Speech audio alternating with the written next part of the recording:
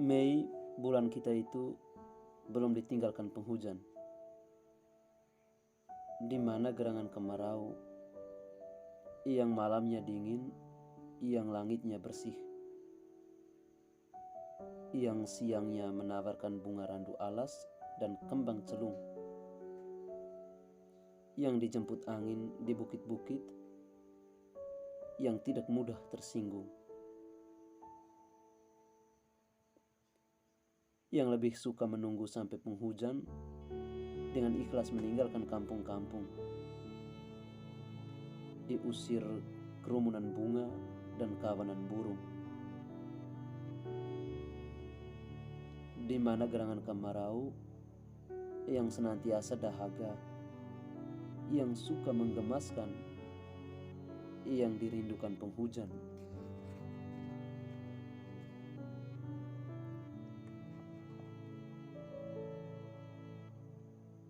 Seorang anak laki-laki menoleh ke kiri ke kanan, lalu cepat-cepat menyelinap dalam kerumunan itu dan tidak kembali.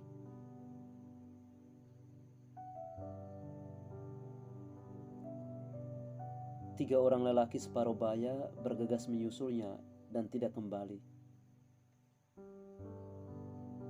5, 6, 7 orang perempuan meledak bersama dalam api, dan tentu saja tidak kembali. Agak ke sebelah sana, di seberang jalan, seorang penjual rokok membayangkan dirinya duduk di depan pesawat televisi, takjub menyaksikan sulapan itu.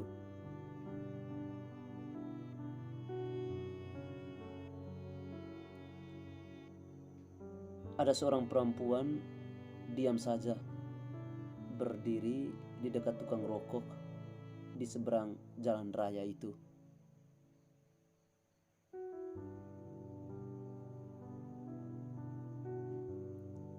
Ada satpam memperhatikannya dari ujung gang itu. Ada polisi sekilas melihatnya dari dekat gardu telepon itu. Ada anak tetangga sebelah menyapanya. Ada guru SD yang masih mengenalnya, menepuk bahunya. Ada neneknya di rumah yang sudah suka lupa.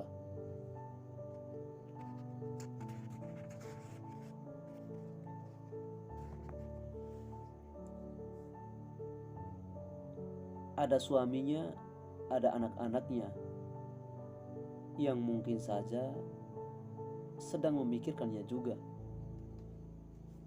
yang kini tentunya mungkin moga-moga saja tidak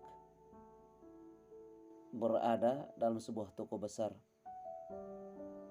atau tidak lagi bisa, yang sedang terbakar.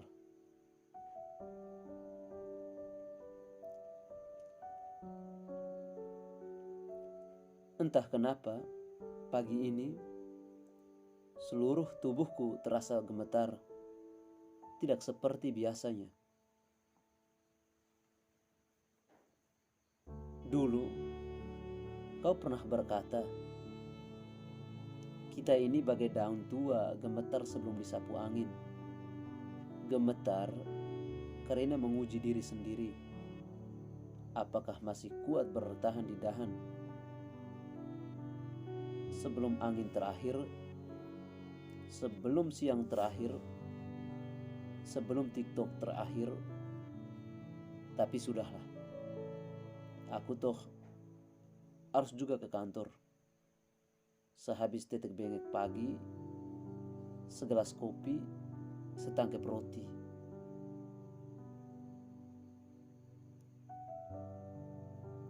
Hari ini akan mendung tanpa hujan, kata ramalan cuaca. Aku akan pulang cepat nanti, sebelum makan malam.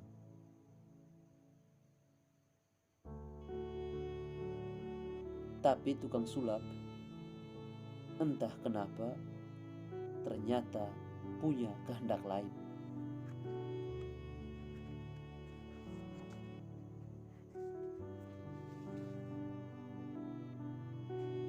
antara yang meretas di kepala kita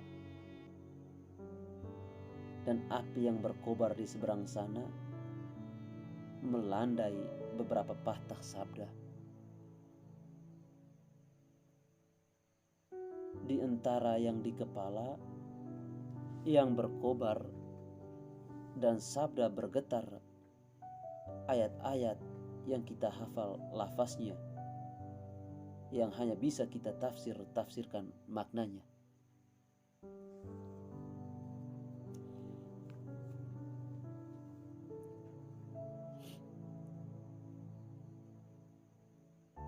Ada yang menghitung waktu api dengan bunyi-bunyi aneh, seperti yang pernah kita dengar ketika masih dalam rahim ibu. Ada yang menghitung jam api dengan isyarat-isyarat ganjil, seperti yang pernah kita kenal ketika masih dalam kobaran itu.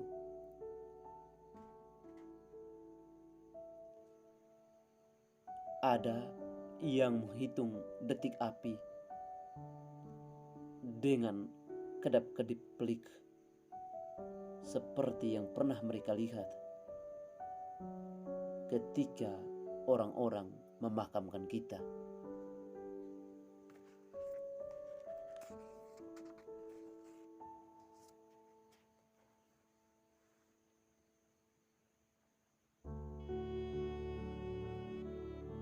Gambar-gambar di koran hari ini godaan bagi kita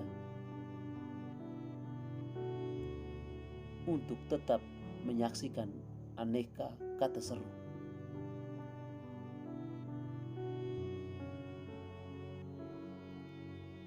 Di atap rumah sebelah jalan, seekor burung gereja mengibas-ngibaskan sayapnya sehabis gerimis. Di pagi yang bagai mata kena jeruk itu.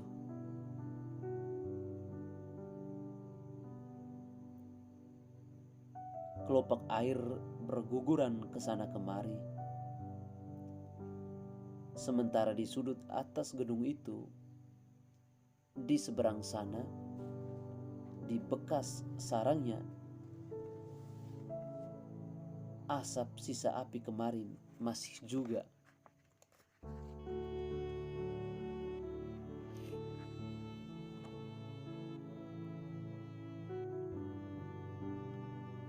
Api adalah lambang kehidupan. Itu sebabnya ia tak bisa menjadi fosil.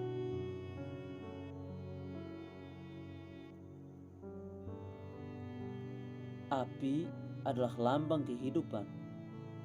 Itu sebabnya kita luluh lantak dalam kobarannya.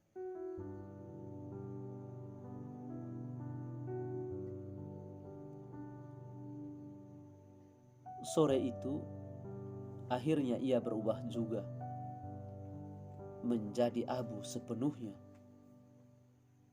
sebelum sempat menyadari bahwa ternyata ada saat untuk istirahat. Di antara gundukan-gundukan yang sulit dipilah-pilahkan. Untuk apa pula? Toh segera diterbangkan angin selagi hangat.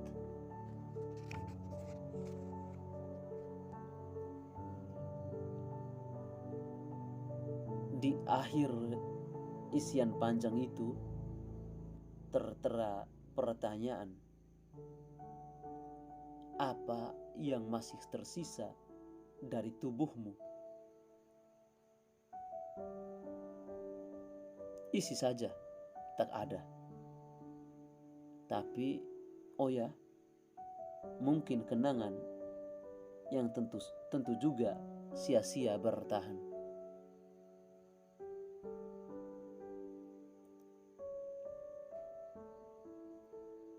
Ia akhirnya menerima perannya sebagai tokoh khayali, digeser ke sana kemari di halaman koran, di layar televisi, dan sulapan bunyi-bunyian di radio. Ia pun harus pandai-pandai menempatkan dirinya dalam deretan gagasan, peristiwa, dan benda yang harus segera kita lupakan.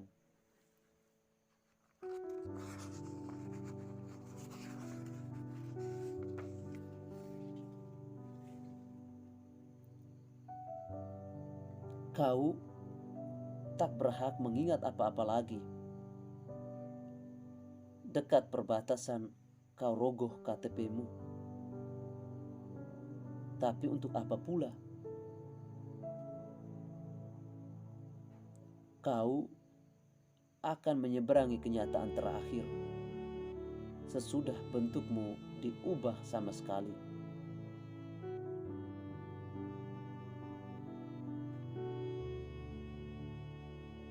Kau tak lagi memerlukan apapun. Sisir, sepatu, pakaian seragam, bahkan ingatan akan penyeberangan ini.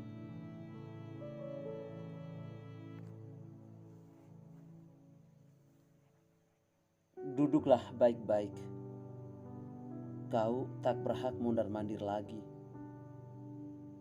Tak berhak punya maksud apapun. Ini bukan lakon Anoman Obong.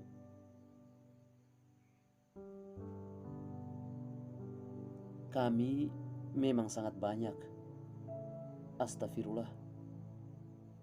Menumpuk di dekat sampah tak sempat diangkut.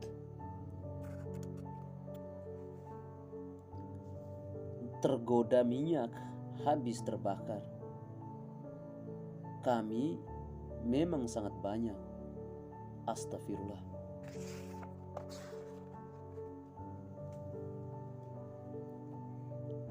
Waktu upacara hampir usai, kau tak ingat bahwa kuburan di kampung sudah penuh.